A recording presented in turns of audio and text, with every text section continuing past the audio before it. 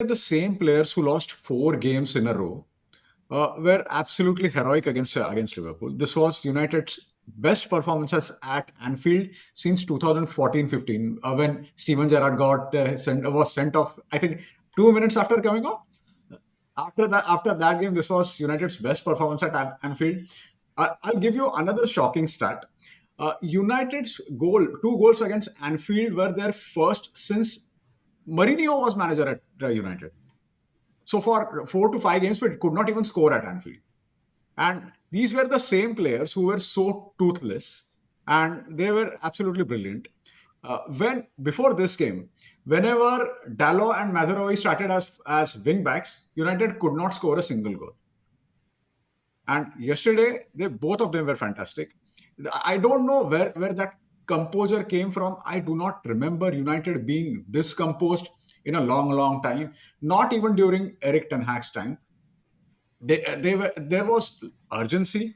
They won most of 50-50 challenges. Even when we were 2-1 down, they went for it.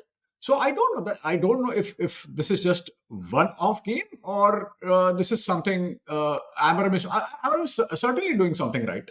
But I would like to see that in the coming game, in coming weeks against lesser teams. But yeah, I'm very pleased with that performance. Even if we even though we could not win that game, which we should have in the final seconds. But yeah, I'm really happy about the performance. What are your thoughts, Rohit? No, I think one point that you really hit really hard is the fact that we were on the front foot. I mean, it's we got to understand that this is a, let's be honest, a mid-table United side that came to Anfield when Liverpool are flying. And at no point during the game did it feel like United were reeling. At no point during the game did we feel like we're completely down and out and battered, and it's just a matter of time before Liverpool get like 4 goals or something. Even when United went 2-1 down, the big difference that I saw in this game was the approach. Because at no point were United, just completely out of sorts, and that they couldn't even string 2 or 3 passes together, or that the wing backs stopped making their runs, or that Bruno and eventually Garnacho and Ahmad and all these guys stopped supporting the striker, which we've seen so many times in the past. The moment there has been any sort of adversity, United go a couple of goals down, everything comes crashing down and we stop playing. That didn't happen yesterday. We stuck to our guns. United were doing what they were doing even when they went a goal ahead. They stuck to their philosophy, and then they go in and they earned that second goal, the equalizer. And I was just waiting for that third goal to go in, only to see Abhishek's head completely explode. I was just hoping that one reason why I wanted that Maguire side foot volley to go in was just to see Abhishek completely losing it. But unfortunately, it didn't happen. Hopefully soon, though. I'm really glad that it was Xerxes and it was Maguire at the end of it, because honestly, I would not have come today if that had gone in 97th minute. What was 97th minute, right? Yep, 97th last kick of the minute, game. Yeah. winner at Anfield. That to Harry Maguire. That's it. The end. I I would have gifted you a fridge in Harry Maguire's honor. I would have turned off my phone and just went away for a week or so at least. So that reminds me of time when Rio Ferdinand scored that famous late winner against Old Trafford. I think Abhishek did not answer my call for about a week. I remember that back in 2005-6 seasons during engineering. I remember all of those goals. Don't worry. Yeah. I remember all of them. Good old times. But I think some fans are, of course, there is no point in listening to what people on social media say. But people are being a bit harsh on Xerxes about his cross, and they think that low cross should have been better. But I don't think he's.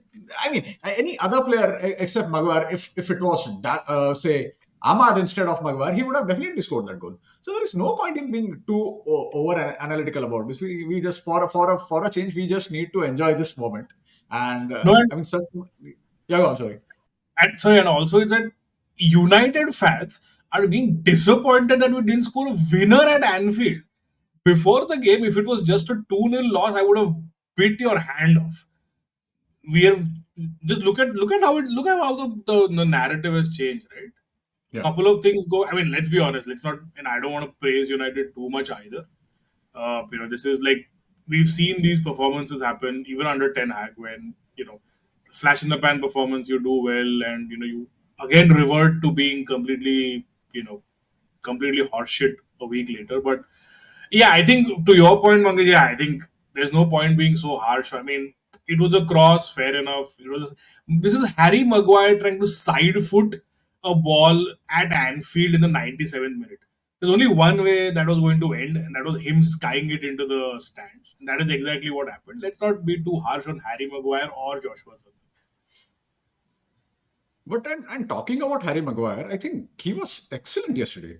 There was Immense, so much he was immense. there was so much urgency in his game, not just him. And to be fair to him, I think Delit made two errors and was responsible for both of Liverpool's goals. But otherwise, even Delit had a good game. I cannot think of any player who had a bad game for United yesterday against Liverpool.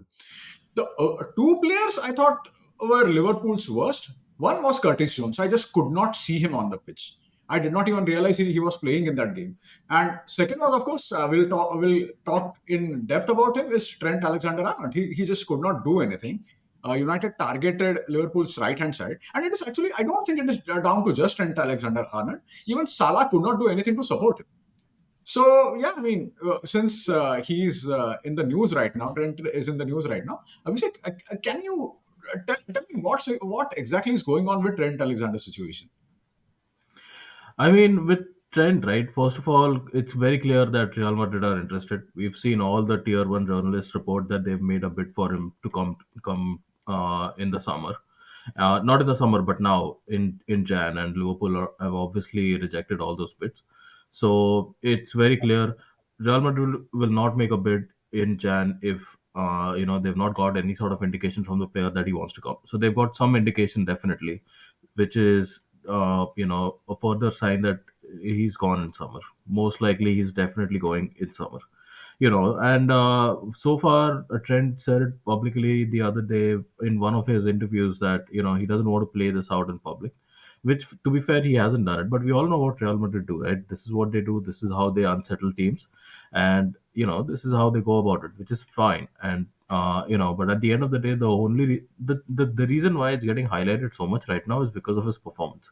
Because can you imagine, like a scouser from Liverpool, who is a local lad who is playing against Man United, probably the biggest rival we have, and one of the biggest rivalries in one for world football, and putting that sort of a performance. Like, even when we were in our banter days, in our utterly shit days, have you ever seen that, Carragher and Gerrard turning up with that sort of attitude and playing so badly against, be it Everton or be it United? Like, no matter who the people are around them, no matter how the teams or the players are around them, they would always turn up for these games. They would always show up, and that's what you expect. And it's not just that he's a local player; he's also the vice captain of the club, and apparently he has ambition and he wants to be captain of the football club in the future, which he will be if he stays. So I think it's getting highlighted a lot now because people are thinking that, oh, his head is turned and his concentration with Liverpool is gone in the middle of a title race. His head is probably turned, and that's why he's getting all the criticism at the moment. And I mean, if he had put in a good enough performance, I think nothing would have. A lot of people wouldn't have. This wouldn't have come up. This topic wouldn't have been so highlighted, but it is now because especially that was like when Klopp came in, Lovren, we went to Tottenham and lost 5-0, in his early seasons, and that's when Lovren put an absolute disaster of a performance. That was a sort of level Trent played against United yesterday, and yeah, Trent is the reason why Curtis Jones and a few others are actually being saved at the moment, and they're not being highlighted because Curtis Jones was abysmal. He was horrible. He was nowhere. And I said it before the match. There's no Soberslay. It's going to be difficult. And a lot of my friends laughed at me, saying that it's just not possible. And I knew this was how it was going to end up in a way because as we all know, United, Everton, Liverpool, these matches the form doesn't matter. A lot of these teams show up and they will come to play. So yeah, Curtis Jones really bad. Darwin Nunes, forget about him and what he did. And even Jota came on and he didn't do anything really. Not that anyone's talking about it because everyone's focused on Trent. So it's frustrating, the fact that all of these things are actually going on when we are in such a good title race at the moment. We could do without these distractions, but unfortunately, these things are not getting resolved right It's now. not even a race. It's not even a race. It's a one horse race, honestly. I mean, it's We the are easiest. we are going to Nottingham Forest next. It's going to become a race very soon. I feel like. But you know what? Even like, I think even with Liverpool, right? I mean, when and again, this is look, we're not really, we don't really have a big sample set to speak of. When Liverpool aren't doing well this season, or when Liverpool are in a spot of bother, because they haven't been in a spot of bother. One thing that I noticed is, even when it became say 2-2, or even when Liverpool were 1-0 down, right? Somewhere I think it automatically turned into pass to Salah and pray. That I don't know why, but it sort of felt like that is what like the team ended up doing. Uh, I mean, honestly, I mean, when I looked at some of the attacking talent on the pitch, right, be it Gravenberg, McAllister, and the other lads that they were playing in attack, when it's sort of when United were getting stuck in, or when United got the first goal, or even when they came back and made it 2-2, a lot of the times I felt literally that it was just, let's just pass it to Salah and let's see, we just try and make, he'll do everything. So again, it's, as I said, it's a very small sample set, but in those tricky, slippery sort of matches that Liverpool may have to face, be it a Nottingham Forest, be it maybe a European quarterfinal away at, I don't know, Juventus or something of that sort. Is there a good enough? I know that there's no replacement for Salah. Is there a good enough plan B that Liverpool have? I mean, right now, I don't, I don't know if Of course, it is Mohamed Salah has played all the games right at the moment, and he has been starting each and every single game at the minute. So, I don't know if there's a plan B at the moment as such that we've seen, but we have faced a lot of situations, like for example, the Fulham game, right, where we went down to 10 men, and Fulham are no, it's not an easy team anymore. They are much a lot difficult to play these days, but we did adapt, and a lot of Liverpool fans saw that during the match itself. Like Slot made it a lot of tactical changes and tweaks here and there, and we ended up dominating that match, and it was a, of course we got a point. But it seems that Slot is one of the things that Slot does is that he has that ability to kind of keep changing his tactics in the game, right? And because when we had Klopp, right, with Klopp, it always seemed like we just kept on doing the same thing over and over and over and over again. With Klopp, it was always about Plan A, and there was very rarely was there a Plan B as such. But with Arne Slot, it seems like he does make a lot of small changes here and there, tweaks, and it has worked and it has shown so far. But I think the biggest challenge that we have at the moment is that we are light at the back. Konate at the end of the game seemed like he was not even able to run. And he's, of course, he's coming back after a long injury. So yeah, I mean, those sort of tricky games are coming up now, and that's where we need everyone. It's good that we have some of the other players who have come back, but maybe that's where we'll see that, okay, now that we don't have a lot of depth at the back, and maybe he might change his tactics. Maybe there might be a plan B. Maybe there might be a different way of playing, because Harvey Elliott is back, for example, right? So he has to play somewhere. He's also a good player. He has to play somewhere, and maybe in some of the cup games or something, he might rest Salah. I'm expecting him to rest Salah, and maybe that's where we see some of the other formations or other tactics that he might try. But do you think how much Liverpool's tactics, not exactly tactics, but Liverpool on the pitch are getting not maybe compromised because of this whole contract situation regarding Trent and Mo Salah. Because see, Van Dijk has not made any noise. He has conducted himself perfectly. But when it comes to Trent or even Mo Salah, I mean, Mo Salah is making a lot of unnecessary noise. I don't understand what is the. It's not like I don't enjoy watching anyone having a go at Carragher, but at the same time, what's the point of having a go at Carragher when he's someone who's a well wisher? What's the point of that? Even in when it comes to Trent scams, a lot of noise is coming out. So if Real Madrid are putting a bid for him, is it Hmm. Real Madrid will not do anything unless until they have a go ahead from Trent's side. So I don't understand why this is happening when in the middle of the season where can Liverpool can actually win their 20th without much hassle. And my second point is Trent really that good? I mean, we know he is fantastic on the ball. He fantastic on the ball in the sense he's a good passer of the ball. He's a good crosser of the ball, but he cannot control games. He's not that great defensively, and one of the reasons he was so good because due to Klopp's tactics, it made sure that Liverpool were always pressing high, and that created a lot of space for Trent to operate. That is not going to happen at Real Madrid. That is not going to happen at Barcelona or Bayern Munich. As Rohit, before we connecting, Rohit rightly pointed out, they don't even change for Mbappe. Why would they change for Trent? And even if he leaves for Real Madrid, I mean, he's going to be just another player. He's not going to be a legend at Real Madrid, but he's just going to be another player. And after all the hassle he has put Liverpool, the club, the fans put through, I don't know how this turns out. Will fans will definitely think of him as fondly as they think about say Gerrard or Carragher, but will they think of him as fondly as even McMahon? So, you know, with Trent, especially, I think, all of this that is going on in the during that, I think that's the problem, right? That all of this is going on during a title race. And at the start of the season, I don't think anyone expected us to be in the title race, but now here we are. And I think that's why it's getting amplified, right? Because okay, clearly now we are in a title race, and especially when you put a performance like that, it's going to create a lot of noise. And I think the irritation with Carragher is after he went after Mo Salah, right? Because there was one, not just recently, but previously, Mo Salah gave an interview where he was asked the question about his contract situation, and he said that there is no progress or nothing has happened, and he hasn't seen anything, and it's very far away at the moment, right?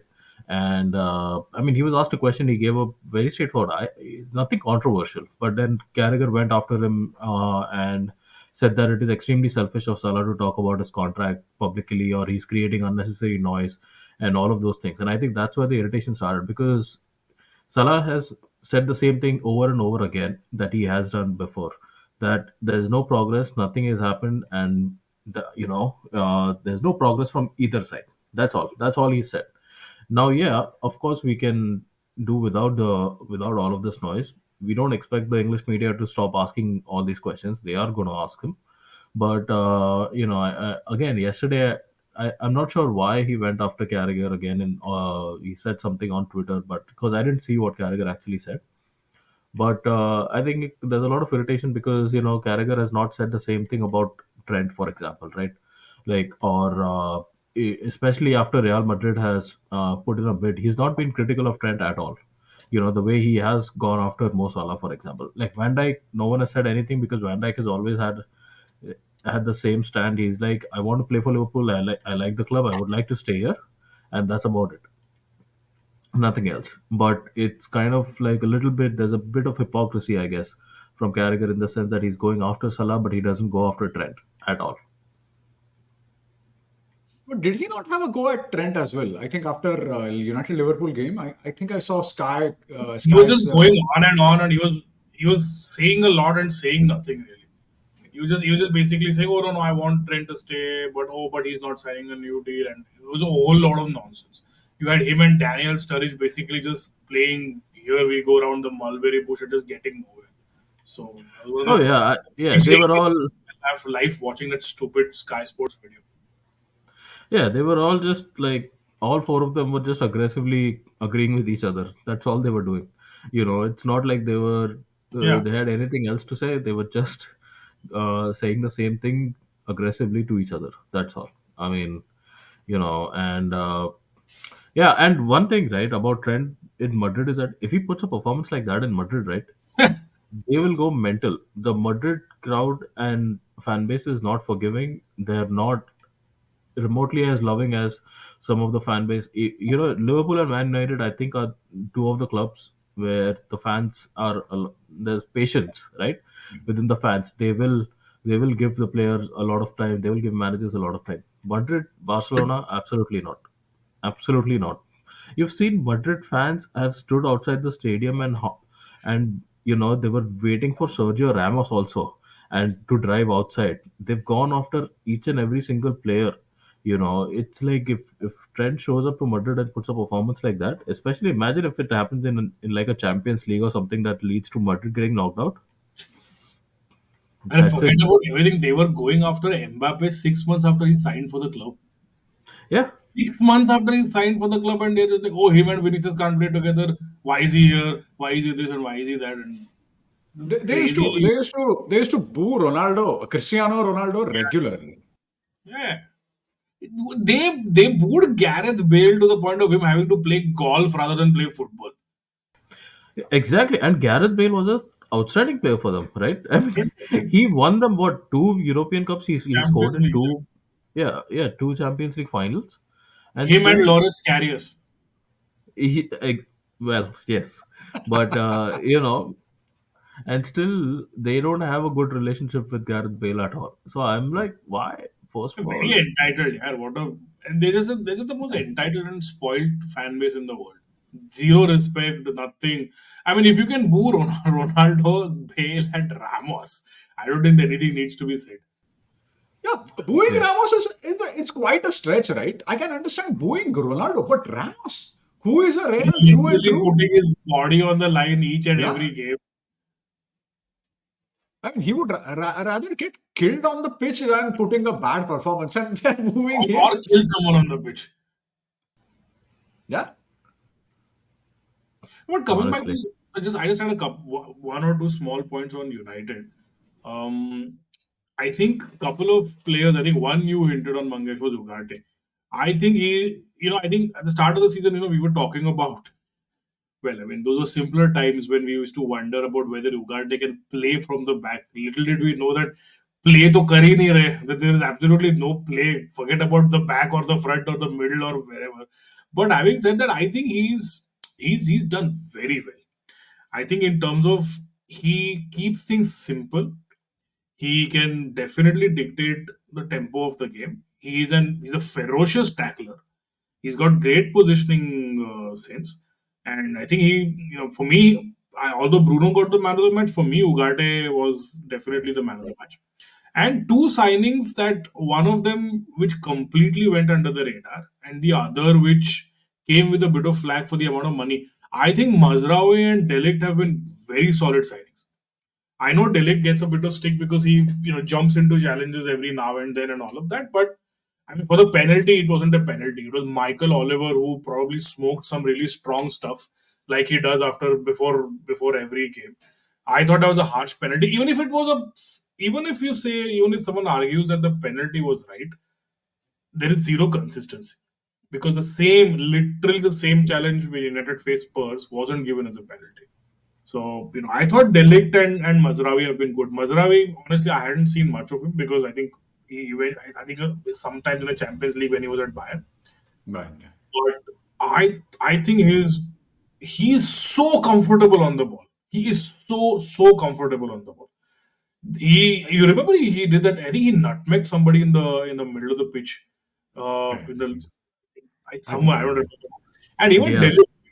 Diaz, right? Yeah, and even Delict. I think okay, he got sold for a dummy by Gakpo. I thought that he rushed into that challenge, but apart from that, I thought he covered that right hand side really well. So I think to these two or three players, newer signings, nobody talks much about them, but I think they're doing pretty well considering where United are overall. And what about that pass by Ugarte to Bruno Oh before the yeah, final I touch don't was know if it's taken? a pass or what it was. I don't know how it got to I, Xerxes. I don't know how he saw Bruno. It was a fantastic pass. If Trent makes that pass, everyone would be talking about it for years. That was crazy. That was crazy. It was But it was a crazy, good bro. game, man. I mean, honestly, after a long time, I just saw a good United game. So yeah, Yeah, each and every player performed. It's not like it was not just about one or two players. I don't know. Maybe one of the reasons could be that for the first time since Amarim took over, there was only one game in the week. So probably Amarim had more time with players on the pitch. he even said that, right? That he finally got a week of Yeah, training. yeah, yeah. He said that. He said that. Yeah, yeah, yeah. That's right. That's right. So maybe that could be one of the reasons, because I cannot think of any player who did not put in a shift.